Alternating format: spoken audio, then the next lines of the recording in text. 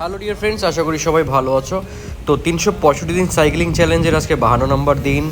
আজ আমি বেরিয়েছি বিকেলবেলায়, সারাদিন সময় হয়ে ওঠেনি, তো বিকেলবেলায় আমার প্র্যাকটিসে বেরিয়েছিলাম। আমি যাচ্ছি আজকেও রংটংয়ে।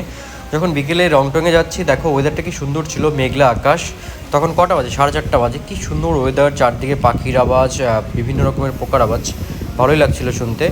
তার সঙ্গে এত সুন্দর ওয়েদার ছিল, খুব দারুণ।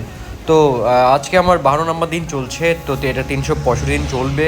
তো আমার এটা করার উদ্দেশ্য হলো, যদি আমার দ্বারা কেউ প্রভাবিত হয় বা কেউ সাইকেলিং করে, তাহলে আমি খুব খুশি হব।